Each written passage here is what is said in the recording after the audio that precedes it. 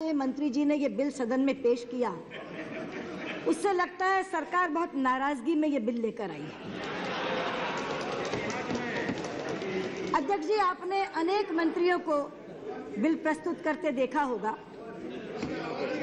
चूंकि बिल पारित कराना होता है, इसलिए मंत्री बहुत शांति से शांत मुद्रा में बिल रखते हैं और हाथ जोड़कर अंत में प्रार्थना करते हैं कि इस बिल को सर्वसम्मति से पारित करिए। लेकिन वो तो लगता था लड़ने के लिए तैयार थे।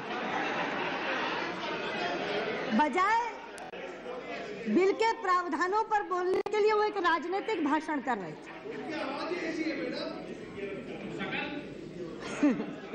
आवाज पर आप टिप्पणी कर सकते हैं, मैं नहीं कर सकती, लेकिन मैं उनकी भाव और मुद्रा की बात कर रही हूं। अध्यक्ष जी, पिछले 1 वर्ष से इस देश में लोकपाल की चर्चा हो रही है और अन्ना हजारे जी के जन आंदोलन ने इस चर्चा को और गर्मा दिया है। इसलिए देश बहुत उत्सुकता से ये प्रतीक्षा कर रहा था। देश बहुत उत्सुकता से ये प्रतीक्षा कर रहा था कि शीतकालीन सत्र में सरकार एक बिल लेकर आएगी, जिस बिल में से एक सशक्त, एक प्रभावी लोकपाल निकलेगा जो भ्रष्टाचार पर करारी चोट करेगा और लोगों को भ्रष्टाचार से मुक्ति दिलाएगा। लेकिन मुझे खेद के साथ कहना पड़ता है कि जो बिल सरकार लेकर आई है उसमें इतनी त्रुटियां हैं, इतनी खामियां हैं कि उसने हम सबकी उम्मीदों पर पानी फेर दिया है। अध्यक्ष जी, ये बिल संविधान के महत्वपूर्ण प्रावधानों का उल्लंघन करता है। ये बिल एक कमजोर और सरकारी लोकपाल पैदा करता है। ये बिल अनेकानेक विकृतियों और विसंगतियों से भरा हुआ है और ये बिल इस सदन में बनी हुई सेंस ऑफ द हाउस की अनदेखी करता है।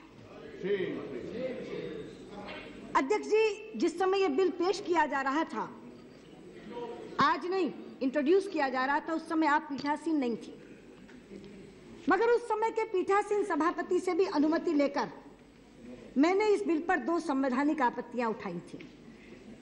एक, जिसको आज अभी लालू जी ने कहा कि यह बिल संघीय ढांचे पर प्रहार करता है, और दूसरा, ये बिल संविधान सम्मत आरक्षण का प्रावधान नहीं करता। पेश किए जाते समय आप बहुत लंबी बात नहीं कह सकते, बहुत संक्षिप्त टिप्पणी करनी होती है, इसलिए मैंने संक्षेप में अपनी बात कही थी। लेकिन आज मैं विस्तार से अपनी बात कहना चाहूंगी और इन चारों आरोपों को जो मैंने इस बिल पर लगाए हैं, तर्क और तथ्य के साथ इस सदन में पुष्ट करना चाहूंगी। अध्यक्ष जी, हमारे देश के संविधान के कुछ बुनियादी सिद्धांत हैं। बहुचर्चित केशवानंद भारती केस में सुप्रीम कोर्ट ने यह कहा कि भारतीय संविधान में किसी भी तरह का संशोधन संसद कर सकती है, पर बुनियादी सिद्धांतों के साथ छेड़छाड़ नहीं कर सकती। और वो basic features of the constitution जो उन्होंने लिखे, उसमें फेडरल स्ट्रक्चर, देश के संघीय ढांचे को भी एक बुनियादी सिद्धांत माना। इस बुनियादी सिद्धांत को पुष्ट करने के लिए हमारे संविधान के 7वें शेड्यूल में 3 सूचियां बनाई गई है। एक सूची है सेंट्रल लिस्ट, यूनियन लिस्ट, केंद्र की सूची, संघ की सूची। एक सूची है स्टेट लिस्ट, राज्यों की सूची, और एक सूची है कॉन्करेंट लिस्ट, समवर्ती सूची। तीनों सूचियों में अलग अलग विषय वर्णित किए गए हैं। संघ की सूची पर भारतीय संसद कानून बना सकती है, राज्यों की सूची पर कानून बनाने का अधिकार केवल राज्य की विधानसभाओं को है, समवर्ती सूची पर दोनों बना सकते हैं, लेकिन अगर एक ही विषय पर दोनों ने बना दिया तो केंद्र का कानून प्रभावी होगा। ये हमारे यहाँ प्रावधान है। अब मैं आपको ये बताना चाहती हूँ कि ये बिल लोकपाल और लोकायुक्त दोनों का प्रावधान कर रहा है। लोकपाल केंद्र सरकार के कर्मचारियों के भ्रष्टाचार को देखेगा और लोकायुक्त राज्य सरकारों के कर्मचारियों के भ्रष्टाचार को देखेगा। और ये राज्य सरकारों के कर्मचारी, ये हमारे यहाँ स्टेट लिस्ट का विषय है। ये मेरे पास संविधान है, संविधान की 7वीं सूची और उसकी दूसरी लिस्ट नंबर 2 स्टेट लिस्ट, उसकी एंट्री 41, प्रविष्टि 41, 7th schedule list 2 state list entry 41, state public services. यानी राज्य सरकार के कर्मचारियों के बारे में कोई भी कानून बनाने का अधिकार इस देश में राज्य की विधानसभाओं को दिया गया है। लेकिन इसी संविधान में 2 धाराएं ऐसी हैं जहां राज्यों के विषय पर भी केंद्र कानून बना सकता है, और वो 2 धाराएं हैं, एक है 252 और एक है 253। मैं वो दोनों के भी शीर्षक आपको पढ़ के सुनाती हूँ। 252 कहता है, power of parliament to legislate for 2 or more states by consent and adoption of such legislation by the other states। यानी 2 राज्य अगर सरकार से कहें कि आप अमुक विषय पर बिल बना दो तो भारतीय संसद बना सकती है, और बाकी राज्यों के लिए एक इनेबलिंग प्रोविजन देती है कि अगर आप भी इस बिल को अपनाना चाहें तो आप अपना सकते हैं।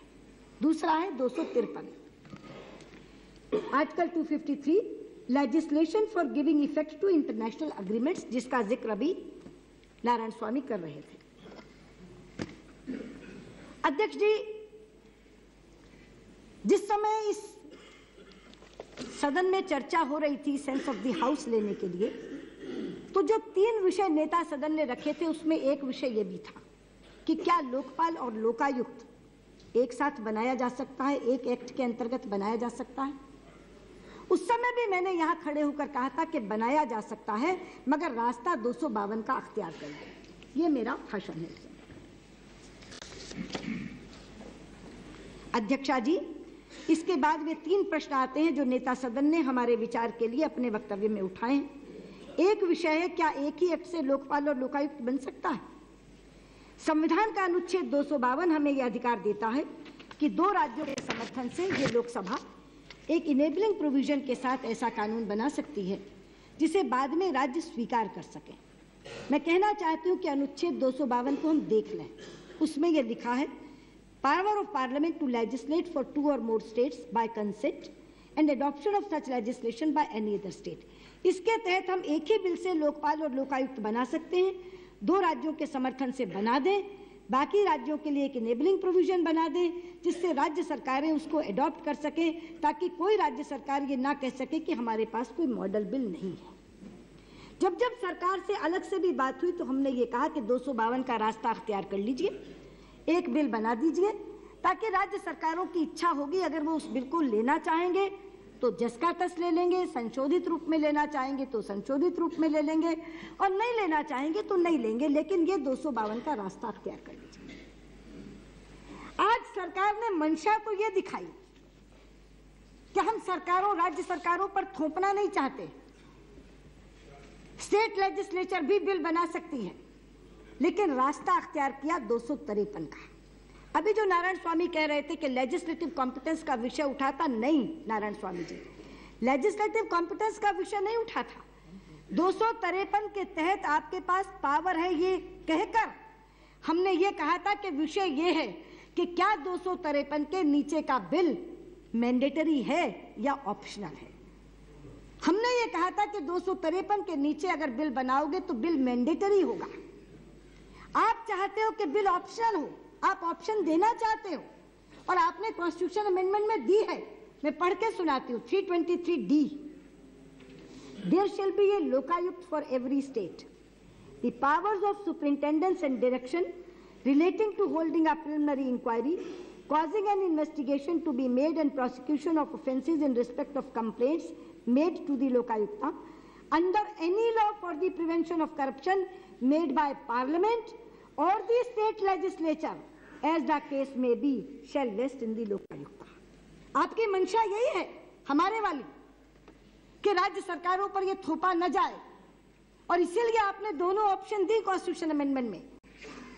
आप इससे संवैधानिक दर्जा दे रहे हैं लोकपाल और लोकायुक्त को। तो आपने कहा कि पार्लियामेंट लॉ बनाए या स्टेट लेजिस्लेचर्स लॉ बनाए, लोकपाल और लोकायुक्त को संवैधानिक दर्जा इससे मिलेगा। और आपकी ये बात कपिल सिब्बल जी ने टाइम्स ऑफ इंडिया के अपने एक बयान में कही, इस मंशा को जाहिर किया। On quote Kapil Sibal, We are not saying the law, if enacted by Parliament, would be a must for the states. The model law is incorporated in the Lokpal and Lokayukta bill is an enabling legislation for the state legislatures to adopt in its entirety or such of those provisions which they consider appropriate to adopt, Sibal said. लेकिन ये सरकार इतनी confused है कि आज पूरे का पूरा भाषण नारायण स्वामी ने बदल दिया। आज वो कह रहे हैं कि हमने तो मैंडेटरी ही बनाया है, हमने तो इसलिए बनाया है कि वरना गुजरात जैसा घटेगा, कोई राज्य लोकायुक्त बना नहीं पाएंगे। इनके दो मंत्री दो स्वर में बोल रहे हैं। कपिल सिब्बल कह रहे हैं कि हमने ये बिल बनाया है ऑप्शन के साथ रखते हुए, और वहां मेरा जवाब यह है कि कपिल जी 253 के नीचे ऑप्शन दी ही नहीं जा सकती। 253 के नीचे बना हुआ लॉ मैंडेटरी होता है। और आपके बयान का जवाब देने के लिए मैं लॉ कमीशन की रिपोर्ट